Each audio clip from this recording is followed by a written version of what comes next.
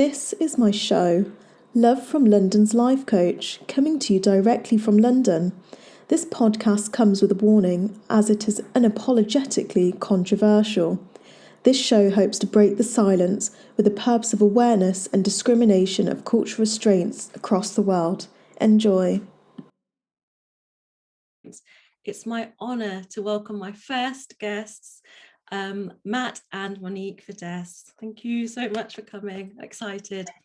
As I said to you, my podcast is slightly different. I have explained this. I want to just talk about you both first so people know what I see of you. And this is what I see of you. Matt obviously is an amazing businessman. That's an old word, isn't it, businessman, but I'm going to use it regardless.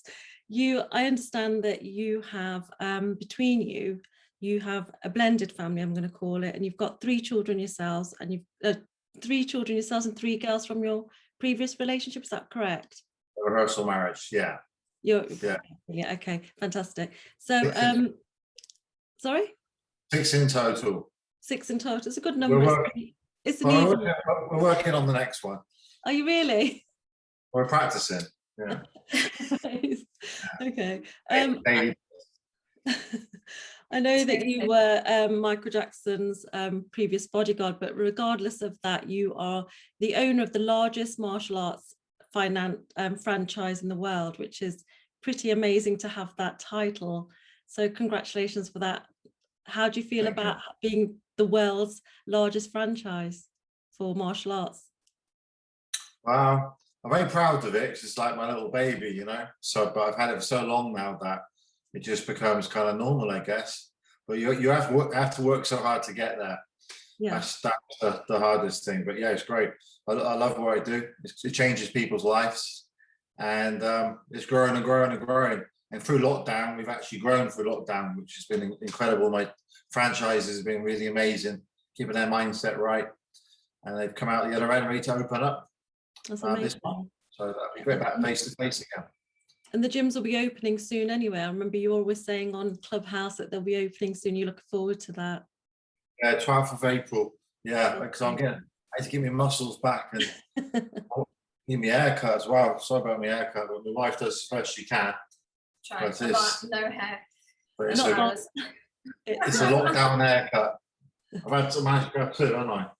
Yeah, but the first one we filmed it on Facebook. I look like a parrot. We were like literally said, go for it, shave it all off, and I did, and it actually looked nice like that. So. Oh, there you go. She's saying something pleasant again about you. Well, Monique, I read a little bit about you, and I listened to your music, and you've got an amazing, unique voice. And I'm not just saying that. You've got a little one just got up. We have a guest. This is live for us. Wow. He's welcome today. Hello, darling. Such a cutie. Hi, darling. Can you go and wait in the living room when we're done, okay? Well, it won't be long, all right, darling? So the last one I did, he came in naked, so that's like... That was a good thing. Yes, darling, thank you. Oh, all right. Oh, lovely. He always makes it better. He wants to be in on the action. For those of you listening, it was one of the children that just came in, gorgeous little boy. As I was saying about your amazing voice, and I read also that you reached #1 with your song and album, which was it Coloured? Colourful, yeah. Colourful. So it's reached several times #1 and 2 on the iTunes charts in South Africa. So yeah, it's done really good, but I've not had actually chance to actually go out and promote it because of COVID and everything like that. So I just felt like I've been working on this album for a few years. So, and I literally said, I can't wait any longer. I just want to put it out there. So yeah, I just wanted people to listen to it. So I just released it. So I've not really worked on promoting or actually physically going out, and I can't tour or nothing like that. Yeah. But yeah. But it still reached #1 regardless of you not being there. So that shows how amazing it is. And you were also born in South Africa, is that right? Yes, I was born in South Africa in a town called Trichard. I don't even know how to pronounce that, but yeah, grew up on a small village, and yeah, moved over in 2012. When we got married, I moved over to the UK. Amazing. And one of the things I love about you both is when I've heard Matt talk about you, because I spoke to Matt a few times before you, Matt's always spoken about you with such respect on Clubhouse and with such love. And one of the things I loved so much about the both of you is that you've got this very unique trust within one another. Matt said quite openly that, you know, I get text messages from all sorts of people, but Monique's very much so, it's okay. And that shows your confidence within one another, but it is a real rarity. And I just absolutely had to say how great that is. And I admire that so much. Another thing you said, Monique, was that when you met Matt, you kept him waiting so much. So, you know, that you gained a friendship foremost. Why was that so important to you? I guess for me, I wanted somebody that respects me for who I am as a person. I just felt like I never want to be placed in a situation that don't feel comfortable or anything like that. So I want the person to respect me fully. And if I always told myself, if I find that person on the right time, on the right place, that does respect me and respect me for me, who I am, that I will know that's the person for me. And it just felt naturally when we got together, when we got to know each other. I mean, first day when we met, we were sat and talking and things, and it just felt, it's weird, it just felt natural that we've known each other for ages and we didn't. And it just, everything else just fell into place. But I feel like the way he respects me as a person, I just feel that is incredible. Yeah, and you regard yourself as best friends? Yes, he's my bestie. I love that. That just makes it so much nicer because you've got each other to always bounce back on and build one another. And I can imagine that you're really supportive of one another and enjoy just spending time together. So I love that. And it's something that I hope the listeners will take away, that, you know, if they can find that within somebody, then they're on a winning streak, aren't they? Definitely. Communication, I think, is where with me and him, two worlds literally placed together, which kind of like seems impossible. In reality, it seems impossible, but we made it work. And I think communication is a massive factor of making it work. Definitely. Yeah, definitely. I like doing shows with her because I don't have to speak much. Have you noticed? Well, she talks a lot. Let's go on to something maybe I want to hear from both of you, obviously. So considering you've got your own little daughter, your little 2-year-old, a gorgeous little girl, I called her a mini because I thought she was a mini Monique. And you've got your and you've got your other daughters as well. How do you feel around your daughters? How do you feel, you know, having daughters and you've got sons as well? Wow. Well, the girls you're very more protective of than you are the boys, definitely. Because the women, well, the girls, well, the teenagers now, the older ones, they're 17, 15 and 13. Yeah. So when they go out to the world, it's a bit more wild for them. And you're a bit more concerned about their future, especially what we've gone through the pandemic and how guys will treat them as well. Because obviously they're naturally stunning because I'm their dad, so they're, they are gorgeous girls, but hopefully they'll be able to understand how things are. I try my best, but when you're their dad, they tend not to listen to you too much, especially if you're in the public eye. They don't. Well, they say they don't listen. It's hard to tell, but I think for them it's going to be easier than it will be for my 2-year-old, because she's going to be going into one very, very different world. Yeah. So whatever I do in my career, I try and do it wherever I can, so that when we're not here no more, that we've got stuff for them still. So like building generational wealth and trying to teach them lessons. They might not listen to me now, but they might do when they're 20 years old. Because at teenage, it's very, very difficult. They come around here on Monday, but the way we've built it is very, very, it works really well. So I get on great with my ex-wife, and she was around here on the Mother's Day weekend, actually, in this very room with my daughters and her and my wife and my other 3 children, which people might find a bit weird, but it's okay. It works out fine. We don't have. It wasn't like this It wasn't like this when we got together, because of what, like, I won't say it's where I'm from. I think it's just my family tradition, like family you don't fight. And although I'm not saying none of my family fight, I'm not talking or anything like that, but I'm saying it's the way my mum raised us. And me, I hate friction. I hate it when people fight. I hate negativity. I just feel that if you surround everything around you about positivity, then you attract positivity, and that's what I live for.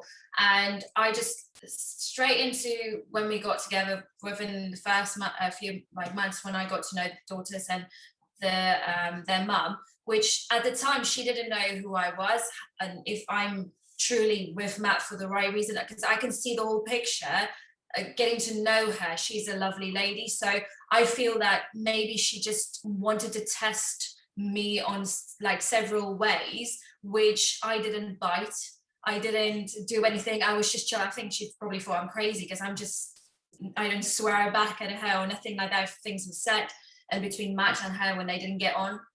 I just felt that I'm married to Matt for a reason, and I feel that everything happens for a reason. So if I can change that circumstance, I can change that little bubble the way it was when I got with him and make it work for everybody, then I've done at least one good thing being with Matt, that I've changed into his life. So for me, as now they are like best friends, because he acts completely different than what he used to act like when I got with him. Not that I'm saying he was a different, not nice guy, but he's kind of like latched onto my, he's a chill guy, but he latched onto your mindset. And I have to commend your mother, because she sounds like an amazing person to teach you that it's about giving and kindness, and that you can overcome so many things with that. So all I can do is, I love the fact that you're like this. I love the fact you're an extended family and you're welcoming everybody in. Now, just going on a bit of a question I have for you. In my culture, my parents are Indian. I'm born and bred in the United Kingdom, but in my culture, and you may have seen this, Monique, also in South Africa, girls are killed either in the womb or at birth, or they are disposed of under trucks or anywhere that people want to dump them. If they are not killed, then they have a very traumatic life, as my own has been. How does that make you feel, knowing that you're raising girls and that you have daughters? Yeah, it's terrifying. So I've seen all that type of stuff go on in other countries I've been to, where the women aren't treated with equal rights at all.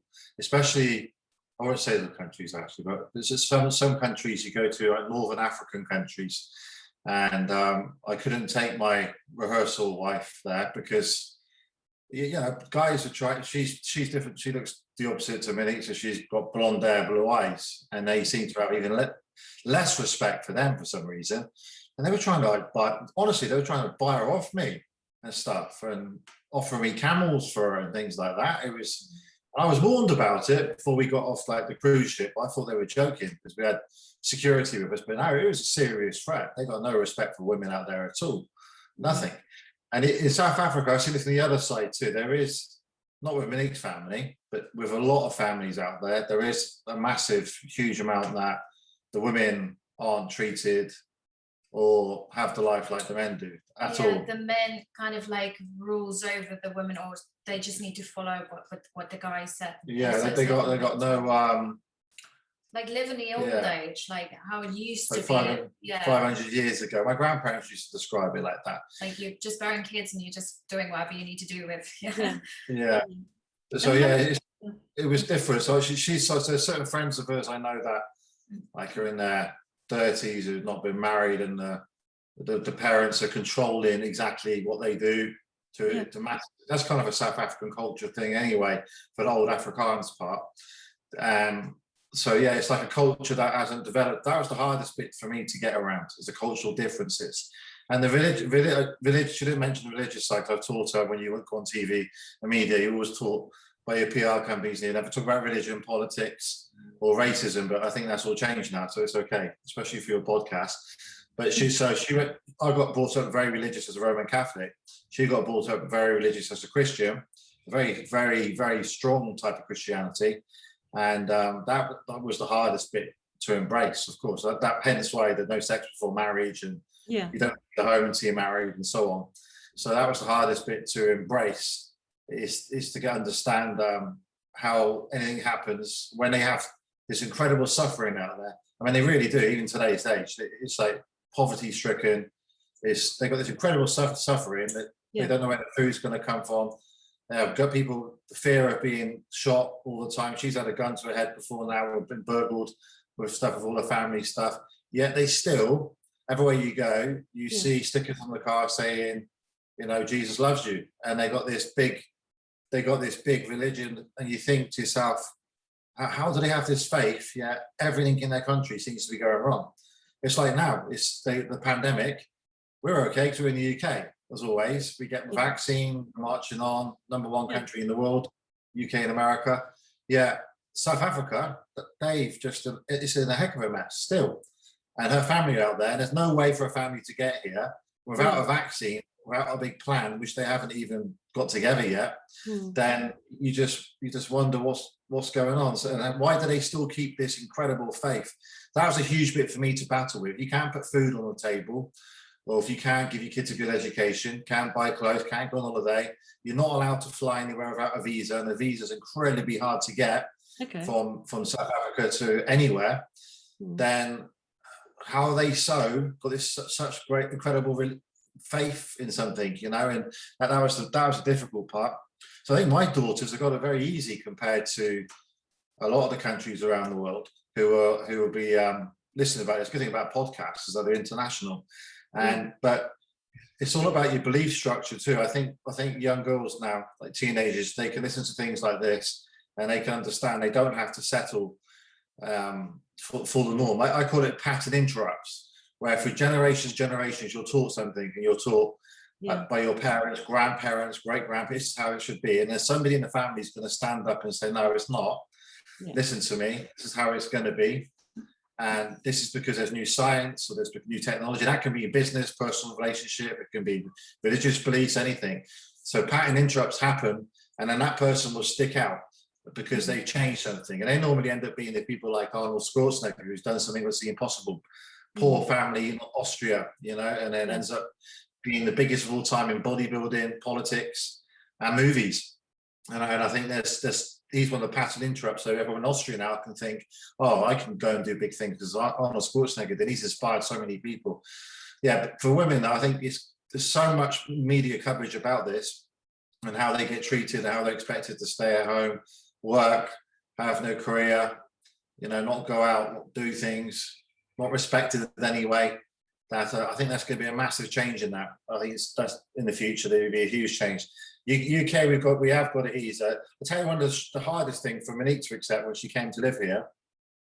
So in South Africa, you can say white and blacks. It's normal language. Yeah. Over here, you really can't say that. You say people of colour. You can say within reason, I suppose. It's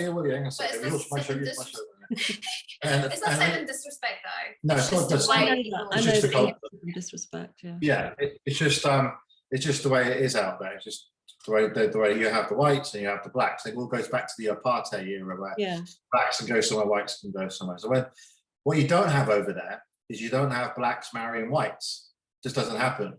Yeah. Very rarely. Very rarely.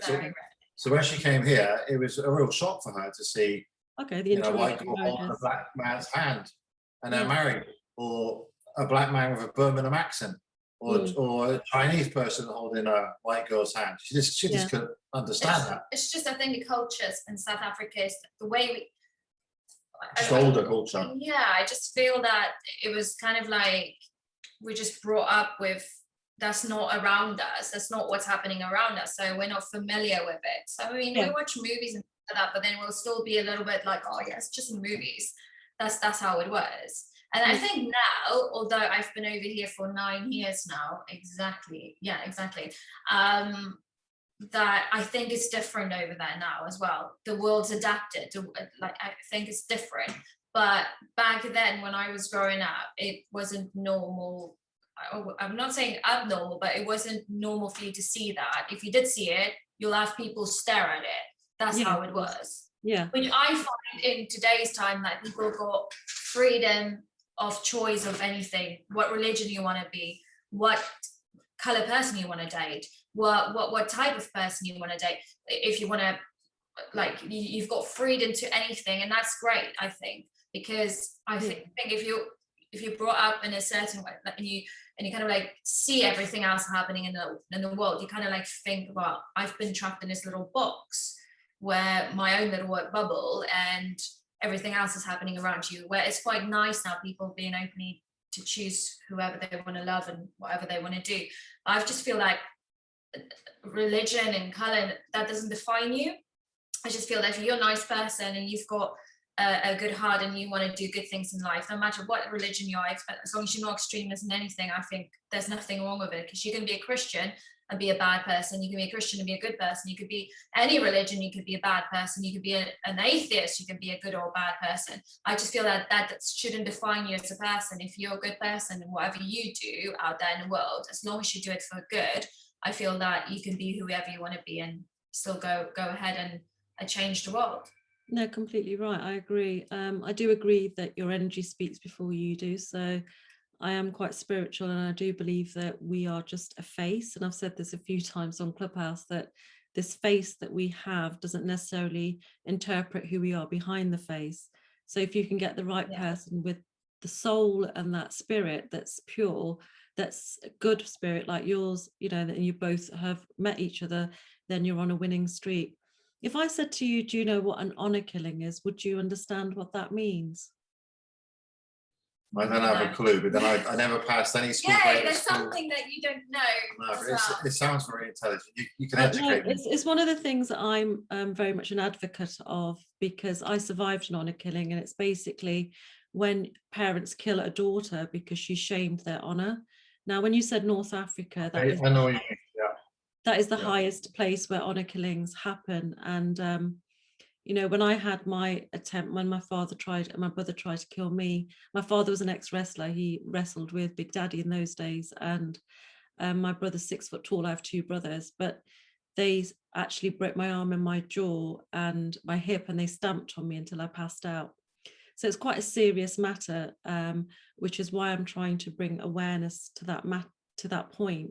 And the whole point of me bringing the awareness of the importance of daughters, I just wanted to know what your relationships were with your daughter, so that you could maybe compare or even try and understand why a parent would do that to their own child. They just got raised by their parents. I mean, I don't mind saying it because it's one of those shows, but I don't speak to my dad at all. I haven't. My biological dad, because I just felt when he raised us, he was a bit too aggressive. I think he was just wrong in the way he was one of the main reasons I wanted to do martial arts, so that I could fight back at him one day. My mum knew that as well, and she actually bought me weight training equipment and all sorts, because he was to me, he was physically violent. I just didn't want to be around the man. But then when I speak to some of his cousins who I stay in contact with, they say that his grandfather was crazy in that department, and that's where it's come from, you know. And yeah, definitely. The guys were bashed about to be men, and then we have this thing too where you have to leave home at 16. You're out the door. That's the way it was, and that was kind of hard to understand. Yeah. But to me, that was normal, because I always knew it was going to happen. And you didn't know anything different, and that's the way it was, I guess. Yeah. I spoke to my dad now for, I don't know, 16, 17 years or so, and I don't miss him or anything, because I never had any respect for him, because the way even with my career, he was around for the first bit of my career, and he worked for me. He had no faith in what I was going to do. Yeah. He thought it was legalized violence, martial arts. He wanted me to get a trade, be an electrician or plumber or something like that. And my mum was a lawyer, so she was about getting an academic, like be a vet or something like that, because I loved animals. But he just wasn't supportive. He thought it was legalized violence. And as we grew older, I kind of gave him a chance to apologize to things. And he just didn't have this, not maternal for a man, is it? But he didn't have like a maternal instinct. Yeah. So yeah, it just didn't have a paternal instinct at all.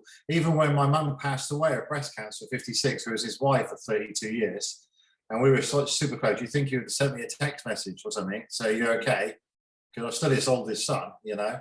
But there's just no effort made. Even last year, my grandfather, who I was very, very close to, nearly 97, his father, my dad's father, I was super close to him, and he died, and I find out by rumors and a Google alert, because it mentions my name. and I didn't know he was even ill. I was always wondering. We actually got to see him a few years before. I knew obviously he's getting old, but there was no communication from my real dad to say, oh, by the way, your granddad's really ill, you know, we'll go try and go and visit him and so on. There was nothing, you know, and we made a big effort. So yeah, there is a lot of this old culture type stuff out there, but it takes people like me to go against the grain. Yeah. At the same time, though, if he did turn up, he was in trouble and needed help, I still help him. Same my brothers. I had nothing to do with my brothers either. I've got 3 younger brothers. Okay. And a lot of that stems down to jealousy, in my view. It can't be anything other than that. They just cannot understand why I've done so well. And they've done well in their own things and stuff. You also think it's something to do with your dad losing his job as well, because he had to change from working to becoming a full-time dad, which I think can have a massive impact on. Yeah, so my dad worked for British Rail, and all my dad's side, all the men worked for British Rail, right back to great grandfather. And then Margaret Thatcher, the Prime Minister of the UK, she shut the British Rail down when I was a kid. I remember really well. My mum was crying and dad was in a hell of a state. But it turned out that my mum could earn more money by going to work in law as a trainee lawyer back then, and for my dad to stay home as what they call a house husband. Yeah. Well, that caused them. I remember my grandfather coming round and having a massive argument in the living room, saying you should provide for your wife and you shouldn't be the one sitting at home cooking, cleaning. It was huge row. I was sat on the stairs listening to it. And so that gives you a good example about the whole culture thing. And my mum made the right decision. She could make 35,000 a year. My dad would be lucky to make 12 grand a year. He took a job as a milkman initially, a postman. That's what he did, and he hated it. But then mum realised she could go back and be the breadwinner for the family. And then he did all the cleaning, the cooking, and he hated it. And I think he kind of hit depression at that point and was a nightmare to live with. So come 16, I was out of there. I couldn't wait to get out of there. I think it's probably out of frustration. It's probably out of frustration because it's not what he wanted to do. Yeah, and embarrassment as well. He lost all his friends when he did that too, because they were very tight-knit working together as an engineer. But yeah, it's a huge point, but it needs to change going forward. There's a lot going on in the world now too, especially like the George Floyd thing there and the Black Lives Matter movement. I think there's going to be some massive changes. And I tell you what's interesting about Clubhouse too, which has been the last few months, Clubhouse has become huge. That's how we met on Clubhouse. Yeah, we did. And one thing, if you don't have, this is quite interesting. I run a lot of stages, big stages with a very successful entrepreneur, business type room. And we started getting attacked for not having people of different races on the stage as speakers. We didn't think anything of that.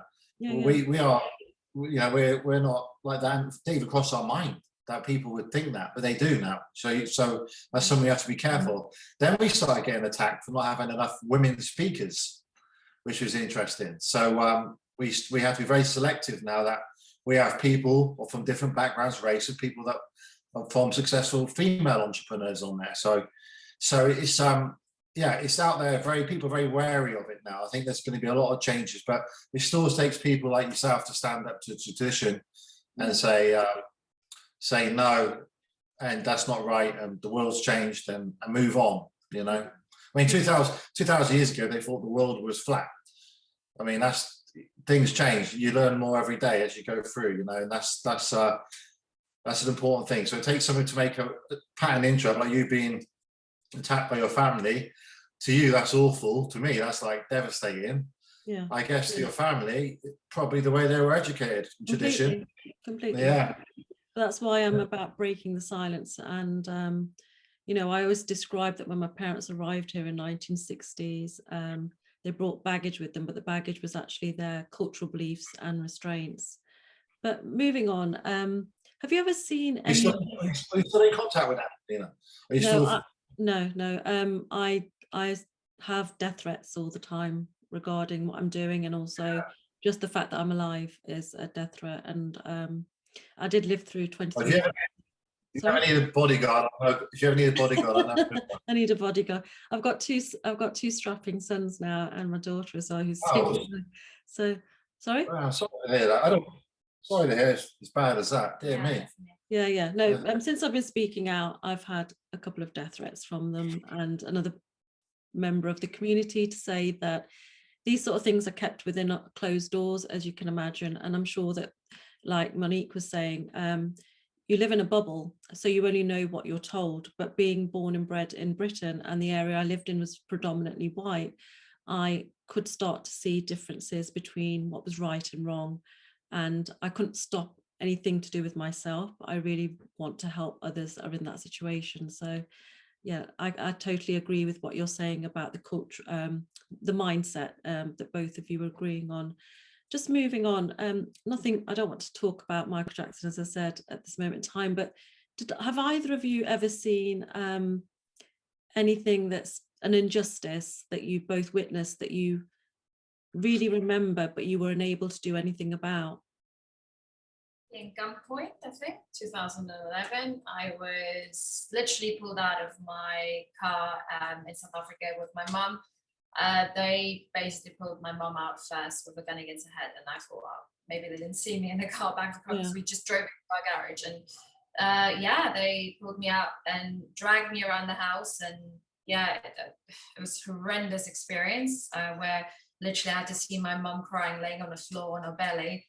And they're telling us to lay down, and they didn't wear any like face covering or nothing, and no gloves or nothing. So I thought, well, you know what, that's it now, because we saw them. They're not going to let us, we're not going to live anymore because they're going to kill us because we know how they look. And no, they didn't. To be honest, I can tell a whole different story, but I would one day have the conversation with you about everything else what I've experienced on that day. Did they want to take something? Were they trying to steal from you, or?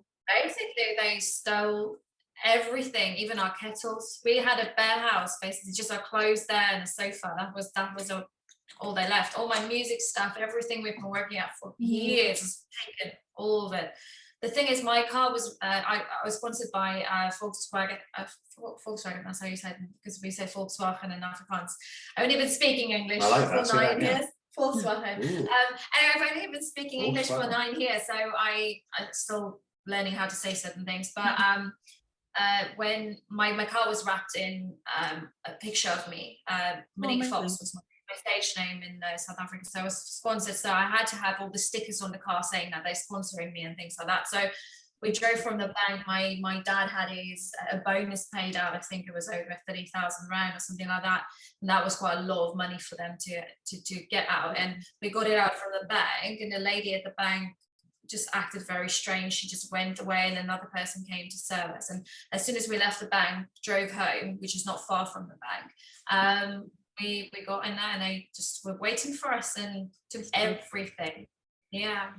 You must have been extremely scared. I mean, I can't even imagine it. I was. I mean, for days afterwards, we used to sleep in just my mum and dad's room. They used to make a bed for me on the floor, and we had like this old school table thing where we just placed against the door. So that's how we slept for probably 4 months, because we were scared. How old were you, Monique? How old were you? I was 17, just before I turned 18. Yeah. That's really. But normally, I'm 17 first, and then you're 18. Well, yeah, but I think it was 2011. I was 18 because I met you just before I turned 19. So I would say I was 18. Yeah. Okay, that's super young. That's a horrible experience, and I won't wish it upon anyone. Did you want to add to that, Matt? Yeah, I've seen it all, Nina. Obviously, I've seen it at the highest level. I've seen where success breeds jealousy, and that turns to hate, you know. And I've had people jump the grounds to the house, not this particular house I had before, and just jealousy from the police, where they would give me a hard time just because I was well known and successful because of the people I mixed with. I used to find that a bit like the town that I lived in. Well, one of my best friends is Yuri Geller, and he's very spiritual. He's very positive, and he's a great guy. Yeah, he'd be a good guy for this show, actually. Yeah. And he used to tell, I couldn't understand it because I was 20 years old, doing so well, and I give back so much to the local town, and I couldn't understand why everyone would be so like gossiping about you and hate you so much. And he used to say you can't be a prophet in your hometown, and where you live you'll never get the respect. And it's very true to this day. I mean, if I go back there, actually it's a bit different now because it's been a while, but if I stayed there, if I go to whatever schools around the UK, it's a massive fuss. Where I live, it's just normal. Or that's the guy who's been successful in the martial arts and hanging around with these superstars and so on. But I've seen like domestic violence. Obviously, when I got thousands of students, you hear absolutely everything. Yeah. And a lot of it does come down, and I do moan about this a lot to my wife, but it's very hard to be outspoken about it, especially if you're in the public eye, because you can't win. But a lot of it comes down to religious beliefs and cultural beliefs. Yep. And it's unfortunate. But I see that changing quite a lot at the moment in year two. I see a lot of like I was brought up a very strict Roman Catholic, and back then the churches were full. When you go to mass, the churches were really full up. Yeah. And if you go to churches now, I mean, they're empty. Well, you can't go anywhere now, but before the pandemic, we went to a church for a christening, and it was just empty because they had the mass on beforehand. And I think through the pandemic too, people are starting to really question things. You know, if there's somebody from above, why the heck has there been millions of people die of this disease? Of course. If someone can change water to wine and walk on water, why on earth can't they stop a tsunami or planes with hours and hours notice hitting the Twin Tower, or stop a pandemic that's killing millions of people around the world and making people suffer economically too? And I do know a lot of people the religious side who've turned their back on it now, saying there's no way we can believe in this, Matt, anymore.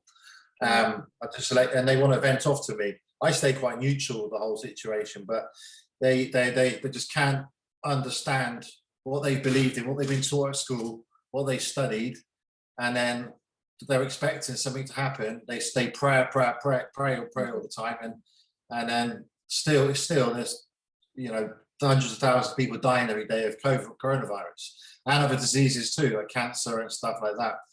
So I see that an awful lot, and the cultural stuff. Like you, I've never heard that name for it anymore. But I've heard of women getting a beating from their husbands. Yeah. And we have groups who come to us to teach those groups self-defense, because they're put in special housing sectors so that they're kept safe and secret away from these people who are trying to hurt them. And sometimes we go in, our instructors do, we teach them self-defense movements and how to protect themselves, how best safety tips they can have. So, but a lot of that comes back to cultural and religious beliefs as well that are thousands and thousands of years old. Yeah. And I think things have got to develop as we get more and more intelligent. Things should develop in time.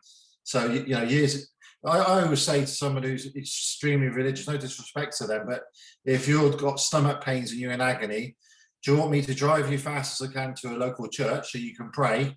Or do you want to go to hospital? Straight away they say they want to go to an hospital, but it doesn't work both ways. You either believe in one or the other. You either believe in science, or you believe that everything happens for a reason and it serves us, and you pray and it happens. You can't have both, you know, it doesn't work like that. It conflicts against each other. So a lot of the problems I've seen has been from cultural side, but then again, a lot of good's coming from that too, because if I wasn't given a hard time by my father, then and the bullied at school and so on, then I would not have gone on to do what I've done and take the lead role there. My mum was one of 14, so she, because of the Roman Catholic side, they don't believe in contraception. Yeah. My grandma, I think she had 21 children in total, 14 survived, and she was a wonderful lady. But on my grandfather's funeral, she was so religious, she had to comfort me. She didn't even shed a tear, because she was, to her, he was going to a better place. That's exactly what she just gave up in the end on being without him, and she died about 2 years later, if I remember rightly. And so being one of 14, they were brought up also that unless you're a practicing Catholic, the women couldn't marry the man unless he was practicing Catholic. So that was a massive rift between my dad's parents, my grandparents on that side, and my mum's parents, my other grandparents. So they were fighting all the time, because my dad was baptized a Roman Catholic, but he wasn't practicing. Right. So my grandfather didn't want them marrying unless he sorted himself out. So that was, in the end, my mum ended up moving in with my dad's parents to get away from the family, so that, and they worked out fine eventually. I mean, they got married in the Catholic Church, and my grandfather turned up and stuff. I learned some horror stories from back then. But like with anything, he chilled out over time. He really did. As he got older, he chilled out, and he only did what his dad taught him and his granddad taught him and stuff as well. Yeah. So he just, before meals, every night we used to have to say something called the rosary. Monique doesn't know what it is, but it's a very long prayer. And it can be quite intimidating when you're a child, when you're doing this, and you get taught by nuns at school with a full outfit, the old nun gowns on and stuff. And school's a scary place when you go to a school like that. I can tell you, it was. And the confession box, you have to go in once a week. Oh, really? And you have this priest behind this black curtain. You shut this tiny room, and each one of us at school used to go there once a week on a Wednesday. And you have to confess something. Most of the time, you used to have to make it up because. I was about to say, what if you had nothing to tell them? Nothing to tell, then you get in trouble at school. Then you'll get told off by your parents. So it was just a bit too much. So I'm very, very neutral with the whole religion thing. And oddly enough, any PR people, if you go on a big TV show, they will say to you, you can't talk about a certain religion. It may change now, actually, or race or politics, because they're all taboo subjects, and you're going to be attacked. I mean, especially with social media. So I learned that from my celebrity friends too. They're like, whatever you do, don't talk about these 3 things. And they're probably the most 3 things that need to be talked about. I think this is the problem. Say they're the 3 things I want to talk about. Yeah, that is the issue, I think. But that's going to change. You're going to see channels that you see what's going on with the George Floyd thing, live coverage. That would never have happened 15 years ago. They would never have done a racism talk about live it, coverage. Someone has to break the silence. Someone has to talk about it. So, it's massive in America as well. I won't talk about Michael too much, but even with his brothers, and you can see his brothers are from a Black African background, okay. And when you're out with his brothers like Tito or Jermaine, you get the racist remarks. In 2007, I was out with them, and I was shocked by it. I could not believe it that they were like, saying the N-word and to them, and they would just shake it off and say, "This is what it's like, Matt. This is what it's like, unfortunately." And then, so even with the Jacksons, they got at the highest level. So you can imagine when you got the superstar one, what racism was against him was insane. So it's, wherever you go, you see all these horror stories, but it's the world will change in time, I think, and things will be talked about. There'll be science breakthroughs. They've got answers to things now that they never had, even 50 years ago. They got answers. They can explain pretty much every part of like religion and Bibles and how it came about. And I think what was confusing to me is how many different types of Bibles there was as well. I went to buy my wife a Bible once when she first came here, and the lady in the Christian shop said, "What type of Christian is she?" And there was like 60, 70 different versions of the Bible. And in the end, it was my time. And in the end, you're just so confused by it. And then you've got the Catholic one, where you've got the Virgin Mary in it. You get in the Christian one, this specific one, the one where Monique studied, King James, there is no. Mary's no significance. In Roman Catholic, she's everywhere. Got statues, everything. She's a massive part of it. So it was deeply confusing. But then that's just the way I was brought up in one little sector. So now with the internet and all this information we've got, and presenters like Piers Morgan who like to challenge things and are outspoken, I think it's a podcast like this is great because there's no way they can restrict or regulate you for some time going. And it's going to be talked about, and then it might just take one good woman who's listened to this just to think, I'll just look out on Google and explore this subject. And then, they might save them from a situation, because it's not right to beat women. I mean, that's just ridiculous. No, that's my objective, to try to spread awareness and just to allow people to understand there's a different view to things, and there's things happening right on their doorsteps every day. And I keep saying, a good movie to watch, Nina, is for the listeners, is East is East. Oh, I've seen it. I saw it, and it really upset me. I was that. 2 minutes. I just want to check on Mayla. She's 2 years old, and I can hear noise. No, that's fine. No, that's all right. I know what it's like being a mum. Well, while Monique's gone, let me ask you a question. If you could have one wish, what would it be? If you could change something, or if you could just have one wish. If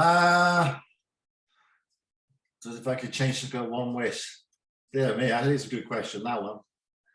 I reckon I could do this. Can I have two answers? All right. I do the selfish one, which is Okay. which I wish I had a cure for cancer, because then my mum would still be here. We lost her at 56. That was terrible, awful tragedy.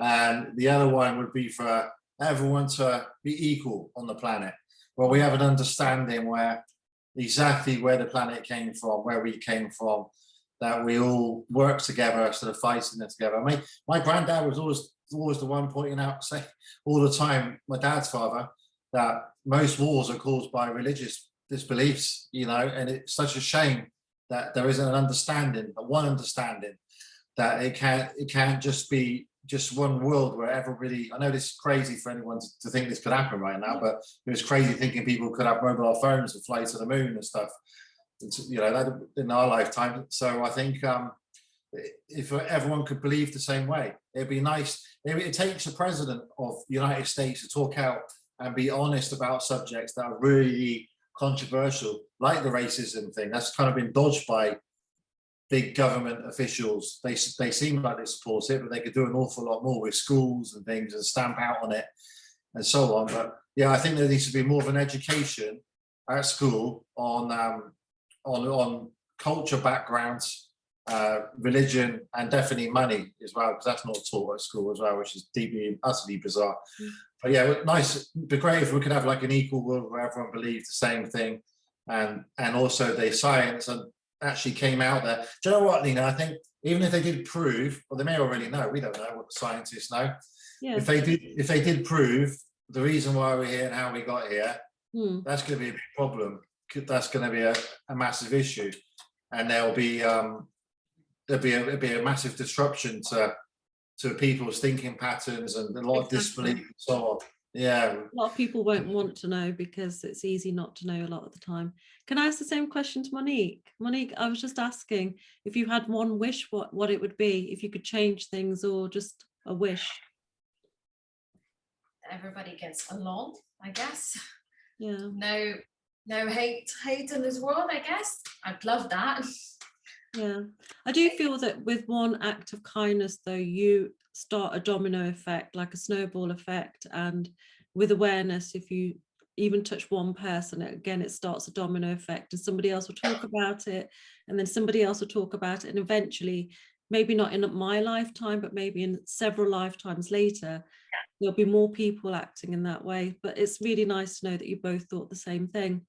And then another thing I want to ask you both, now that you're both here, was really? Honestly? Yeah. Oh, okay. Yeah, it's nice. You're both working on the same frequency, which is amazing.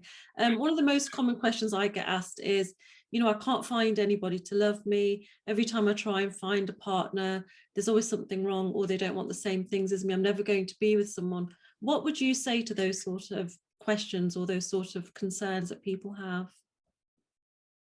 I'm back. No. I've had the ladies. You can have your chance for a minute. Okay, go on then. I feel that if a person's looking out for a certain type, a certain look, that's the complete wrong foundation thing they're looking for. Foundation is the most important thing, and if foundation is right, I feel that if you need to look for somebody that you can share everything with, not just your desires in life, what you need is like your best friend. I feel that you need to look out for the person needs to be your best friend. You can share everything with that person. That person can be there for you in any situation that you get yourself in. I feel that if I look back when I met Matt, I wasn't seeking to meet somebody just yet to get married, although here before I met Matt, to try to quickly sum this up, I wrote a letter after being gunpowder. I wrote a letter in my Bible. That's what I do. I write letters and I place it in my Bible. That's what I used to do. So everything in my life has whatever I wrote in my letter, which is really weird, not weird, amazing. If that's a nice word. Yeah. I would say, like Matt believes in law of attraction. Of course, the way I've been raised, I have faith, and it will always stick with me. But I kind of wrote down to be sung when I was 16. I got signed when I was 16 years old. My next letter was to do with meeting a man one day that could respect me and be there for me. And I, in brackets, I said gift from God, and his name is Matthew, which his mum said to me, it means gift from God. So for me, that's incredible. So I feel that at the time when I met Matt, I wasn't seeking for a man yet, because I was kind of like getting into the peak of my music career in South Africa. I was getting to be known. I was doing music, and that was my main. I was very selfish on a way of relationship wise. I was thinking only about my music. Although I was a very family person, I wasn't looking for, because I knew if I'm going to find somebody, they're going to want something more from me that I can't give. And I just felt that I'm not going to, although I believed I was going to find the right person, I wasn't feeling that was going to happen anytime soon. So I kind of like, when I met him, I liked him, but I didn't think that exactly who he was and his look and everything like that. You're incredibly gorgeous, don't get me wrong. He's very different looking than what I pictured probably my man would look like one day. You're way gorgeous, more gorgeous, just to clarify that. Keep it going. But I feel that if I didn't take that jump of saying, all right, I'm going to try and see if this is going to work out. Yes, I have had boyfriends before, but because I didn't give them more of what they wanted, it didn't work out. Yeah. And I think that looking back at the boyfriends that I had, although it was just 3, that their look was completely different than him. That was kind of my look. That was what I wanted. That was the personality and things like that. But then I was thinking, if I went by that again and I didn't give him a chance because he wasn't completely what I pictured myself, because he was older than me. Of course, I liked older because I get along with older people. Older age, not that you're old. I'm getting myself here in a little situation, just to clarify that you're not old. Okay, it's my turn. Age difference. I look completely different than his ex-girlfriends, completely. But I just feel that I think girls get a wrong perception when they try to focus on this picture of this person that they want to be with. I feel that you shouldn't do that. You should meet somebody, and when you do meet that person and you feel that you get on with them and you can be best friends with that person, give it a go. You never know what will happen. Don't go and look for something out there. Let it naturally happen. And if it does, take the jump, take the chance, and maybe focus on the right, what's the word? I forgot the question now. So I'll answer. No, focus on the right aspects of what you want in a relationship rather than what you think you desire at the moment. You need to think of the bigger picture of is this the person you can live your life with? And just take the chance. Don't hesitate when you feel that there might be a chance of liking this person more than a friend. Don't hesitate and rather say, no, I'm going to look for the person that I thought that I wanted to be with.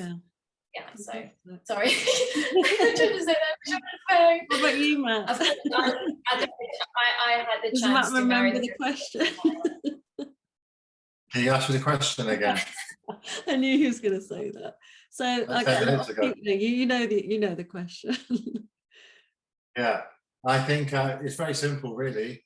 Is that we have a saying in if you want to be a good instructor, when you're ready, the students will appear. So when you're ready as a person, then the person will appear. You got to start. It starts with you first. You've got to know yourself, love yourself first, and have your own act together. And then the person will appear. Don't go on Tinder and all these websites. You're just going to attract trouble and get yourself in some right situations. And the whole sex before marriage thing, I don't know if that's right or wrong. I can't. It worked for us. Yeah. But it's true to say too that we've had a lot of conflicting matters with our parents over cultural differences, where we've had some very, very strong agreements. If I worked so hard to get to where I am, and if my wife makes a meal for them and they want to thank an upper source that can't be proven for producing that meal, that offends me, because I think, hang on a minute, I'm not thanking so-and-so for doing this, because I damn well worked hard to put this food on this table and have this house. I remember one of our first babies being born, and her mum said, isn't God good? I think it's just got nothing to do with, it's got the fact that I had sex with your daughter. But it's again to do and culture stays together, though. That's the thing. So we've had some serious ding dongs with our mum and dad over beliefs where I'm thinking, come on, wake up. It's not 500 years ago. This happened because this happened. This happened because this happened. I shouldn't have to be telling you this stuff. That's who they are, isn't it? That's just the way they are. And I think you have to accept people who they are. The main thing is what we do now is we don't talk about it. Yeah. I did like last year. I got quite hard on them because they were putting out very strong religious messages, as we were seeing those images in Brazil of all the graves being dug up for thousands of people. And you just cannot explain that. You cannot give anyone praise or hope when no one's turning up to help out for that situation. I got quite hard on them there. And they respected that and took all those images down. And they've not placed anything up. No, not placing it. They do the publicist. Yeah, no, but and then they respect him as a person so much that they are willing to step back and being publicly open about whatever they believe in, how they are. And like a lot of things that I was brought up with to do with religion, a lot of things I don't agree with, which is fine, but a lot of things that I don't have answers for, but because I feel that I'd like to hold on to something that, like, I feel that I was protected in certain circumstances in my life, that I can't just stop that because things is happening in the world, because pandemics has been happening for years and years and years. A lot of things has happened in the world, and I just feel that it's not making me a bad person the way what I believe in, but I don't believe in extreme or nothing. So for him, the way he's been brought up and the way I've been brought up, I mean, there's a lot of things that's completely different. Like I said, it's two worlds placed together, but we communicate about things that we disagree on, and we communicate about things that we agree on. And I think that that's very important, because if the one person is just going to keep on saying things and the other person going to be quiet, this is just going to be one day and it's going to explode. So it's good to communicate about things and stuff, but there's no way in any relationship that every single person is going to agree on 100% on everything. And I think that that's the beautiful thing about a relationship, because you need to have things that you don't agree on, because otherwise it's going to be boring and it's going to be all the same, and it's going to be kind of like you're one person, but then you're living as one person. You're not two people living 100% together, if that makes sense. You're being very realistic, Monique. You're being completely, and you're being very, very authentic in saying that no one's perfect, and is there anybody that is perfect? But you're both taking one another as they are, and I love that. And there's no reason for you to have to give up who you are or your religious beliefs. No one should force that upon you. I understand where Matt's coming from, but I understand where you're coming from as well, because that's what you know, and you have your faith. It means a lot to you, but Matt's also looking at it from a different perspective, which I totally get. But moving on. Everybody's got I think the problem you've got out there is that the country is stuck in this little bubble. It's the trouble. And the news that we have here, you don't get that broadcast over there. You get what they want you to see over there. So they haven't got the education that they have in first world countries about things. So when you do point out about like evolution, I'm not saying religion is not real. No, it's got the real. I ain't got a clue, but I do believe that like Yuri Geller would tell you, there's only 10% of your brain is used, and there is a thing called law of attraction, and the big books wrote about it, like The Secret and stuff, which is kind of like this sort of thing. Whatever you manifest can happen, you know. And the law of attraction. So that could explain a lot of different things. But I do think that a lot of the countries, especially for your background too, same with India and Pakistan and South Africa and Brazil. I mean, South Africa and Brazil are the most religious countries in the world. Yeah. The incredible thing is that they're the most poverty-stricken. And that's those two don't go together with me.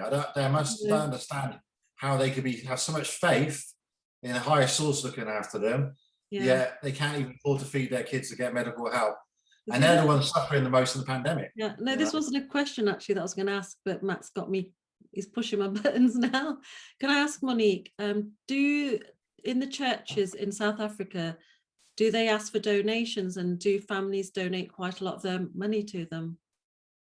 They do. To be honest with you, growing up, my parents didn't really make us go to church as much, because we always had a saying about, if you want to live your life right, you need to live it every day. So your home is the house of, like, God is everywhere you are. So if you don't have to go to church to go to heaven one day, basically. You need to live your life every day, not just a Sunday. You shouldn't be just a good person on a Sunday. So when we used to go to church, like now and then, it'll be kind of like at the end of the service, they always have like a person going around with a little thing and collecting money.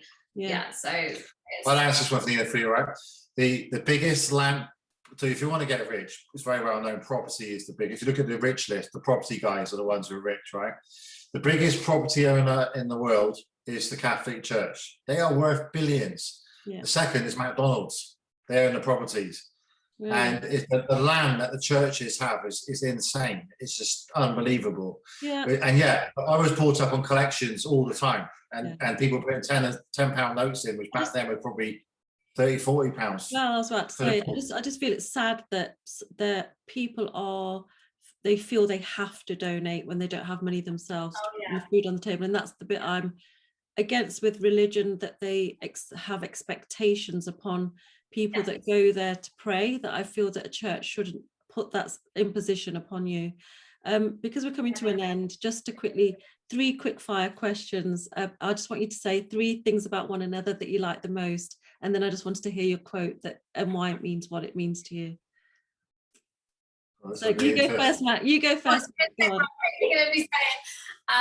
I would say his cheeky smile, his kind heart, and his gentleness. He's my gentle giant. That's lovely. Well, I can say, like, the list goes on, darling. I tell you every day. Anyway. 3. It's the first 3 that came in her mind, Matt. Her 6 foot height. Her big cleavage. No, she's tiny. 35 foot. I guess that it'll be 3 things. Can one of those things have another 10 on each one? But for every one, I get another 10. I can't really sum her up in 3 questions because she's just my world, basically. So that's pretty much it. But no, she's perfect for me. She's my wifey, great mother to my children, all of my children. And I couldn't do it in 3. I need at least like 3,063. I'll take the answer. I have to say, Monique, the way Matt speaks about you, I feel I know you really well, because one of the things is I don't just listen. I really, really hear when people talk, and he always has the nicest things to say about you. He's so proud of you, and he's always making comparisons about what my missus says. And I just love that, and I wish you both so much, so lots and lots of years together. And I hope people take away from this that real love exists.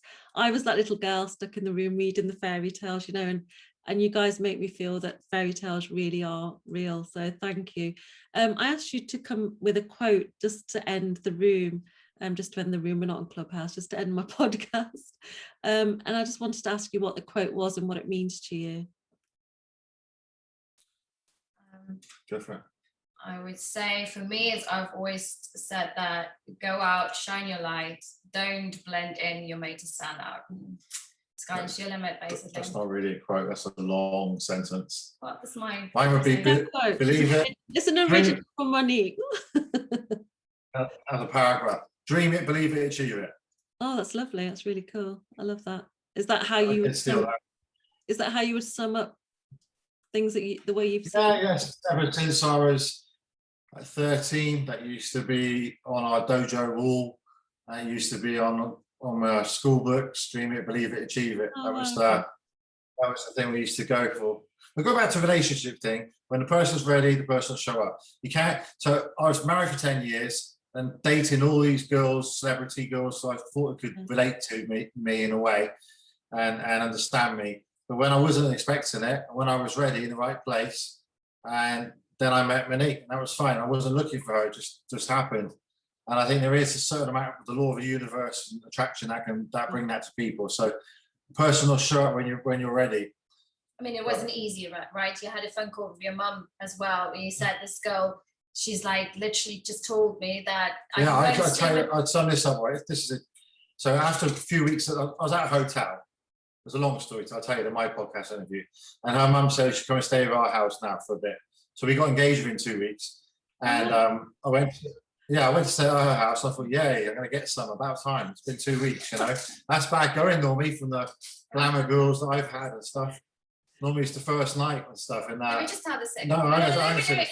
My mum said to him, you can come in to Monique's room, you can sleep there for the night because we're going to get the guest room ready for him, right? This is me and my mum planned to do that so he can sleep in my room because we were busy setting up a bed in their room next to their bed so I can sleep in their room, basically. Weird. Of course, him thinking I was going to be in a room with him. So her mum said to me, I think it's time you slept in Monique's room. I said, yes, fantastic, about time.